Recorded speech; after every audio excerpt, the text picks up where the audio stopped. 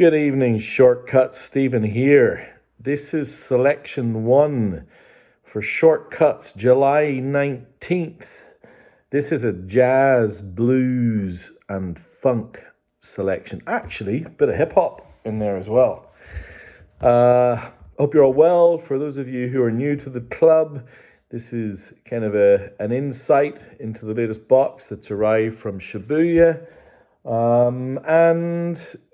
Price list will go out 9 p.m. on Wednesday.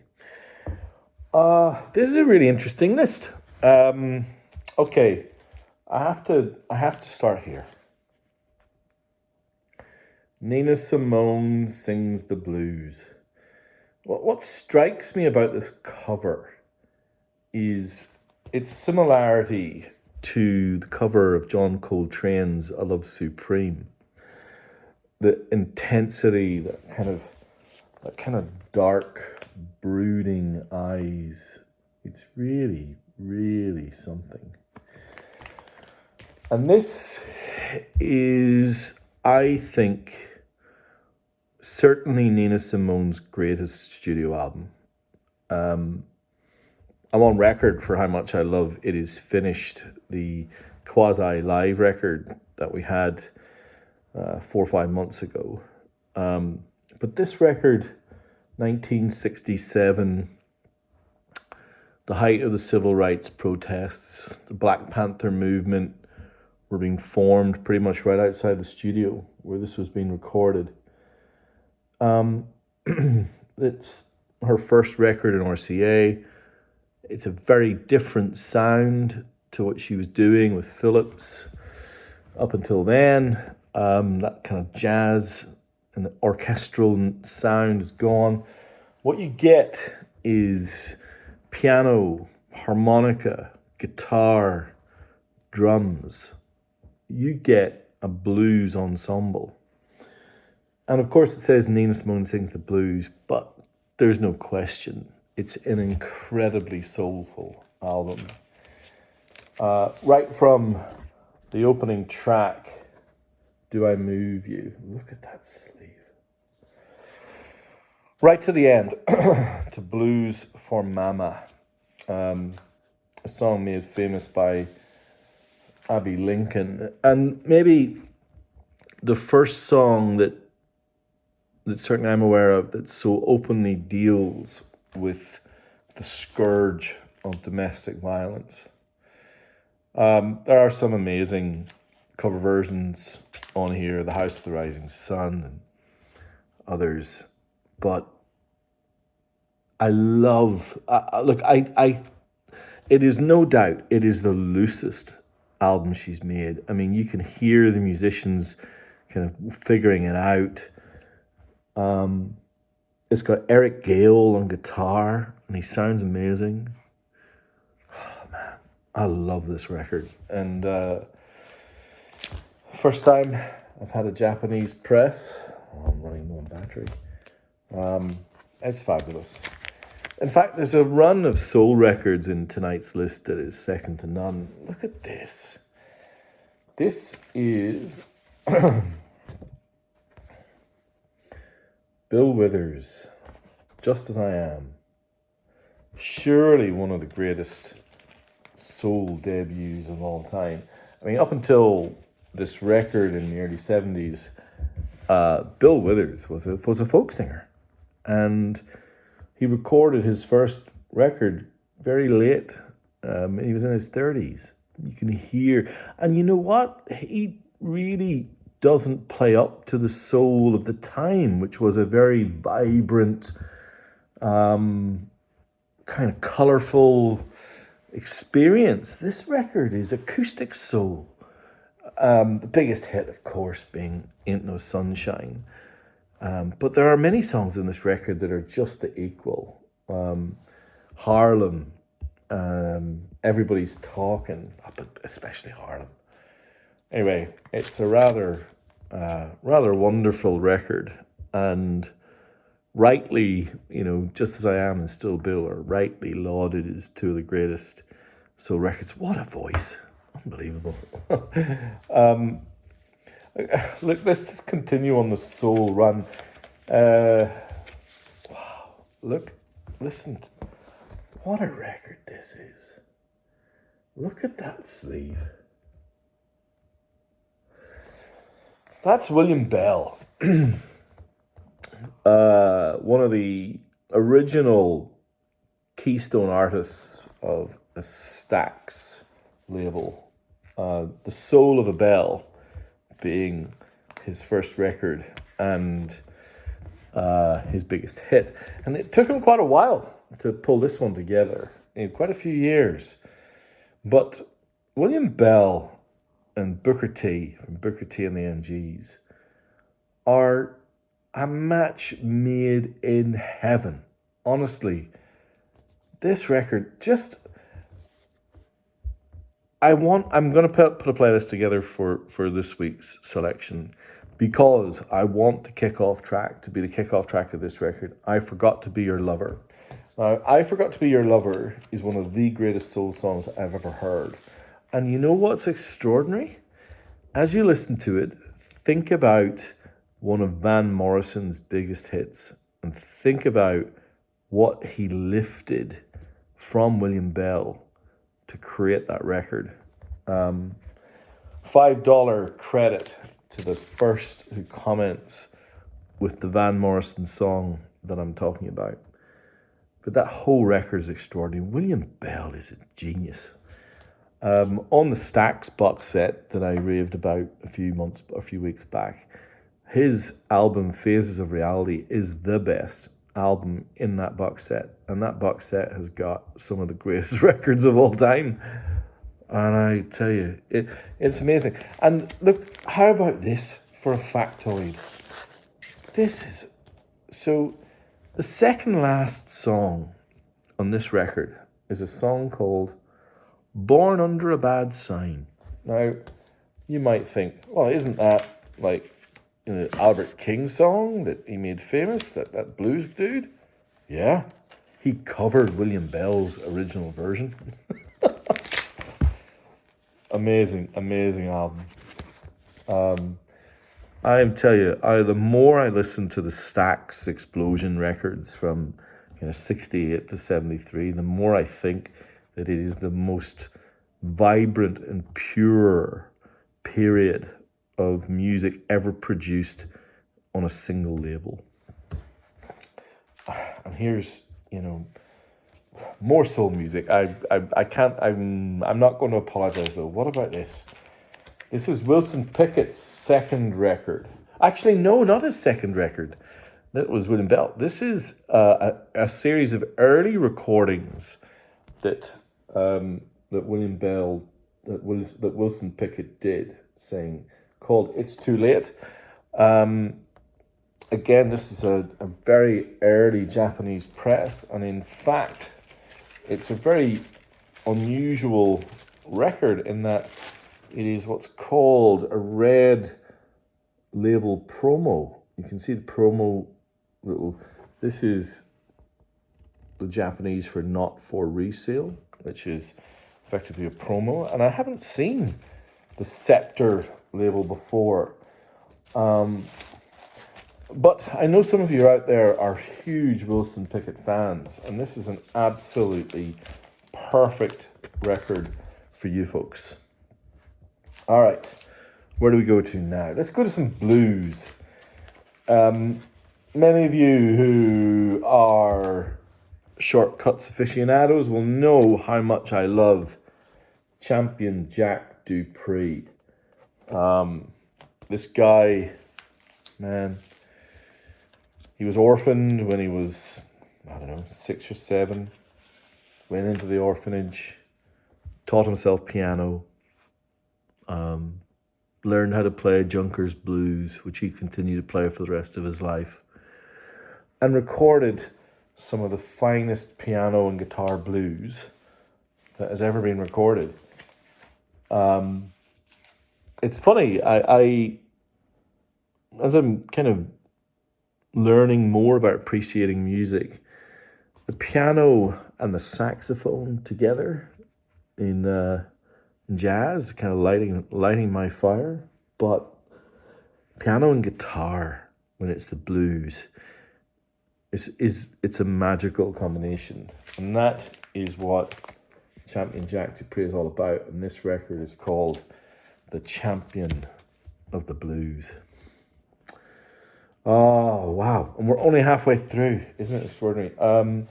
Now this is another soul band from the 70s. This one is notable because it's on the more familiar white label promo, and that's a Motown, Tamla Motown white label promo. This record is The Law of the Land by The Undisputed Truth. This is the final record of their probably their classic lineup. Some cover versions on this: Killing Me Softly, Papa Was a Rolling Stone, Feeling All Right. But the killer track on this record is the opening track, The Law of the Land. It is like psych rock soul. It's got piercing guitar, female vocals, offsetting this crazy melodic main line. If the whole record had delivered what Law of the Land promised, this record would be an all-time classic. As it is, it's a beautiful example of soul from the 70s, mid-70s, just on the cusp of when disco infected soul and turned it into something, comical. But I really like it. Now this record, I'm going to kind of swap genres here for a little bit. This is A Night at Birdland by Art Blakey. Pretty sure it's 1954. Clifford Brown, Lou Donaldson, Horace Silver, Curly Russell, and Art Blakey on drums. There's many list of the greatest records of in the history of jazz that has this in the top 10. I've got a couple of copies. This is one of the more beautiful copies I've ever received. It is absolutely mint. The sleeve is amazing. The obi is amazing. I genuinely don't think this record has ever been played. It is pristine and utterly wonderful.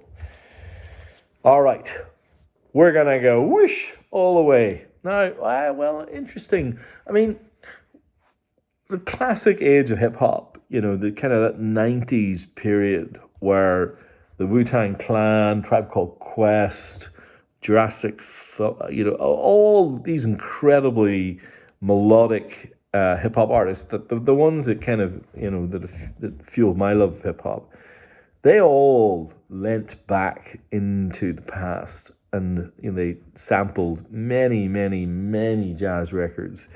Kanye West notably sampled Nina Simone from Nina Simone Sings the Blues on some of his early records. But I think this record is right up there with the greatest hip-hop of the 1990s. And it is GZA's Liquid Swords. This is a special press from 2015. It is still sealed. It is long sold out. And it is regularly lauded as the best pressing of that record. I happen to have two, so that one's up for grabs. Now we've got a few classics, a few more soul and organ jazz classics to kind of entertain you. Clarence Carter's A Heart Full of Song. Clarence Carter on ABC Records. A really fun and upbeat soul record. A kind of a return to form for him. He'd had a bit of a fallow period. I really enjoy it. I think it's it's not a very expensive record. It won't be very expensive to buy, but it is for expense to fun ratio, it's about as good as it gets. This one's quite different, but also maybe not as well known, and I like to introduce you all to things that kind of tickle me, that are new and fun. This is Johnny Hammond Breakout. So Johnny Hammond, there he is. Look at him looking very serious. Is organist, jazz organ. Interesting. This has got Grover Washington, Eric Gale, Billy Cobham, a lot of those folks who really drove that jazz fusion era in the 70s contributed to this record. And again, for those of you who've been in Shortcuts for a while, you will know that the Kudu label is literally a signature for quality. This record is a sweaty, soul bluesy organ fest. I highly recommend it. It gets a regular spin, particularly side one in Shea McNulty. I'm a big fan. All right, actually, you know what? I'm going to pull this one out because we mentioned Van Morrison just a short while ago. How about this? 1977's A Period of Transition. Very, very rare that I get Japanese first press Van Morrison from the 70s. Because no one ever sells them, because they are the best sounding Van Morrison records ever made. And I mean, even above all the reissues and everything else, I love Van Morrison. Van Morrison records in the 70s from Japan are outrageously good. And so, yeah, and this one's no different. Period of Transition, of course, it was his first record in 2 or 3 years. It's a soulful blend. It's mellow. It's not kind of angry, folky Van. It's introspective and mellow and melodic Van, and all the better for that. Oh, look, I've got a couple of copies of this, and it's about time it resides in somebody else's shelf. Round About Midnight. Just the notes on the back of Round About Midnight are pretty incredible, by the way. Round Midnight, All of You, Bye Bye Blackbird, Tad's Delight, Dear Old Stockholm. So listen to who the band is. Trumpet, Miles Davis. Tenor sax, John Coltrane. Piano, Red Garland.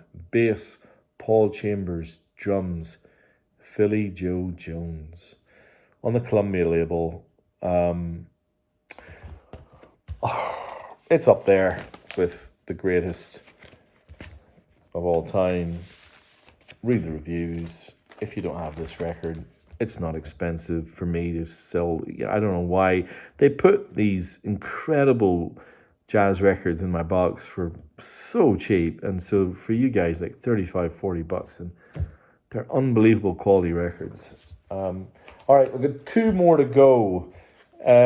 Funk, Machine Gun, the Commodores debut on the Tamla Motown label before the middle of the road AOR rock that became the Commodores' signature in the 80s. They were an amazing funk band. Machine Gun is such a surprise, but a delightful surprise. And then finally, I love this record. I got a couple of copies of it. This is, look at that sleeve. This is Meat and Gravy and Cadillac Baby. It says down here, records was cheap to make back then. Look at that Cadillac. This is a compilation of blues on this beautiful blue vinyl, blue translucent vinyl. Look at that. It's a UK press. It sounds great. It's a compilation of artists from, I